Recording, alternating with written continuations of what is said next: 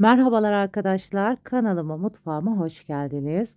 Bugün tek lokmalık minik tarçınlı kurabiye tarifi izleyeceksiniz. Çok bereketli, az malzemelerle bu güzel kurabiye tarifimizin buyurun lafı hiç uzatmadan yapım aşamasına geçelim. Kurabiyem için oda ısısında bekletmiş olduğum 250 gram tereyağımı yoğurma kasemin içine aldım. Üzerine bir çay bardağı dolusu sıvı yağ ekliyorum. Bir adet yumurtamı da ekliyorum. Tereyağı yerine katı yağ, margarin de kullanabilirsiniz. Tabii ki tereyağı hem sağlık açısından kurabiyenize de daha güzel lezzet vermesi için tabii tereyağı kullanırsanız daha güzel olur. Bir su bardağı pudra şekerimi de ekliyorum. Spatula yardımıyla malzemelerin birazcık bu şekilde karıştıracağım. Kurabiye için kullanacağınız yumurtada oda ısısında mutlaka bekletmeniz gerekli. Kurabiyenizin hamurunun daha güzel kıvam alması için. Bir paket kabartma tozu, bir paket de vanilya ekliyorum. Ben birazcık malzemeleri fazla kullandığım için bir paket kabartma tozu kullandım. Sizler yarım malzemelerle daha az kurabiye yapacaksanız yarım paket kabartma tozu kullanmanızı öneririm. Bu malzeme ölçülerinden 2 büyük tepsi kurabiye çıkıyor. Sizler bir tepsilik yapacaksanız yarı malzemelerle kullanırsanız bir tepsi kurabiye elde etmiş olursunuz. Sadece yumurtanızı bir adet kullanın. Diğer malzemeleri yarı yarıya kullanırsanız bir tepsi kurabiye elde etmiş olursunuz. Malzemelerin üzerine unumu da yavaş yavaş ekledim.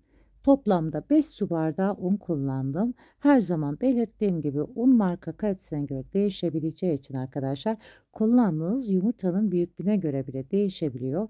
O sebeple hamurunuzun kıvamına göre un miktarını ayarlamaya çalışın. Kurabiye hamurum yavaş yavaş kıvam aldı. Ele yapışmayan yumuşak bir kıvam olduğunda artık un eklemeyi bırakıyorum.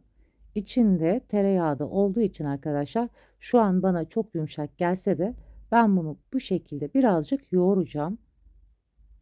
Hamurumun içinde tereyağı da olduğu için 2-3 dakika bu şekilde yoğurdukça hamurum daha güzel kıvam aldı. Kurabiye hamurunuzun bu yumuşaklıkta olması yeterli. Kıyır kıyır olması için kesinlikle kurabiye hamurunuzu çok sert yapmamaya özen gösterin. Çok yumuşak da olmasın tabii ki hamur. Kurabiye hamurumu yoğurduktan sonra içine bir çay bardağı kadar ince kıyılmış fındık ekliyorum. Sizler dilerseniz ceviz de ekleyebilirsiniz. Kurabiye hamurumu güzelce hazırlamış oldum. Bu arada arkadaşlar ben size tepsimi nasıl yağlı kağıt koyduğumu da göstermek istiyorum. Bilmeyenler için ufak bir püf noktası olsun. Çok az tepsimi ıslatıyorum. Fırça yardımı veya elinizle benim gibi ıslatabilirsiniz. Üzerine bu şekilde yağlı kağıdı serdiğinizde hiç yerinden oynamadan rahatlıkla üzerine kurabiyelerinizi, poğaça ve böreklerinizi koyabilirsiniz. Bunu da ufak bir ayrıntı olarak sizlere göstermek istedim. Kurabiye hamurlarımdan ufak parça alıyorum. Cevizden ufak, fındıktan biraz büyük olacak şekilde. Sizler çok ufak uğraşmak istemiyorsanız daha büyük de yapabilirsiniz. Ben bu şekilde ufak yaparak tek lokmalık halde yaptım. İkili olarak da elinize hamur parçaları alıp kolaylıkla yuvarlayarak daha çok şekilde yapabilirsiniz. Bu arada arkadaşlar kanalıma hala abone değilseniz abone olmayı, daha güzel tariflerden haberdar olmak için zil sesini açmayı unutmayın. Bu sayede başka güzel yeni tariflerimden anında haberdar olabilirsiniz. Geri kalan hamurumda bitene kadar bu şekli vermeye devam edeceğim. Kurabiye hamurumu hepsini şekilledim. 2 büyük tepsiye yerleştirdim. Bir tepsisini de piştikten sonra derin dondurucuya ayıracağım için ben 2 tepsi yaptım. Dediğim gibi sizler de eğer benim gibi bu şekilde yaparak bir tepsiyi de derin dondurucuya koyabilirsiniz. Veya dediğim gibi yarı malzemelerle de yaparak bir tepsilik kurabiye yapmış olursunuz. Önceden ısıtmış olduğum 170 derecelik fırında pişirmeye alıyorum. Mutlaka fansız ayarda pişirelim. Biraz çok az pembeleşince 165 dereceye alacağım. Kurabiyelerimin daha kıyır kıyır güzel pişmesi için. Merak edenler de olacak. 2 tepsi aynı anda pişiyor mu diye. Tabii ki hayır, pişmiyor. Üst tepsi hafif pembeleşince alt rafa alıyorum. Alt raftaki tepsiyi de üst rafa alıyorum. O şekilde aktarmalı olarak pişiriyorum. Bunu da ayrıntılı olarak belirtmek istedim. Kurabiyelerim toplamda ben ağır ağır pişirdiğim için 35 dakikada pişti. Bu şekilde daha kıyır oluyor arkadaşlar. Sizlerin fırınına göre bu süre değişebilir. Kurabiyelerim kenarda soğurken ben de hemen pudra şekerli tarçınlı karışımı hazırlıyorum. Kurabiyelerimi bulamak için 3 yemek kaşığı pudra şekeri, yarım yemek kaşığı tarçın ekliyorum. Eğer sizler tarçın daha çok seviyorsanız daha fazla ekleyebilirsiniz. Daha az seviyorsanız daha az olarak da ekleyebilirsiniz. Yeterince ılıyan kurabiyelerimi hemen tarçınlı karışımımın içine alıyorum. Güzelce tarçınlı karışıma buladıktan sonra kurabiyelerimi servis tabağına alıyorum.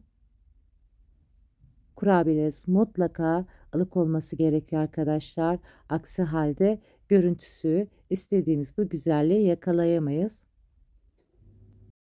Kurabiyeniz sıcak olursa tarçınlı karışımı karıştırdığınızda üzerinde erimiş olur ve görüntü olarak da hiç hoş olmayan bir görüntü elde etmiş olursunuz.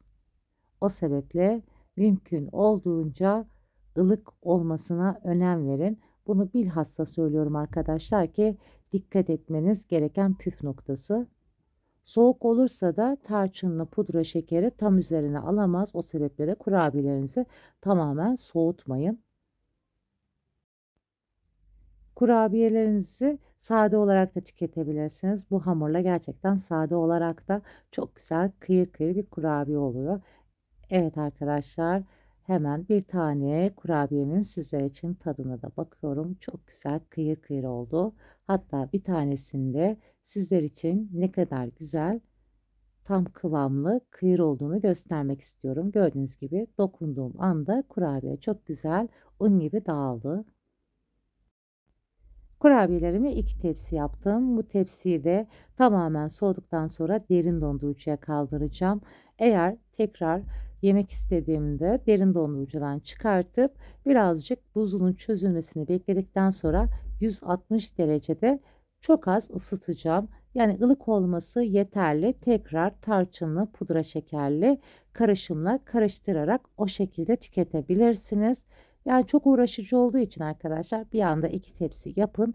Pratik bir şekilde kenarda en azından ani misafirleriniz geldiğinde hemen çıkarıp servis yapabilirsiniz. Bugün sizlerle kıyır kıyır ağza dağılan kurabiye tarifi paylaştım. Umarım sizler de dener beğenirsiniz. Şimdiden deneyip yapacak olanlara afiyet olsun. Başka güzel tariflerde görüşmek üzere. Hoşça kalın.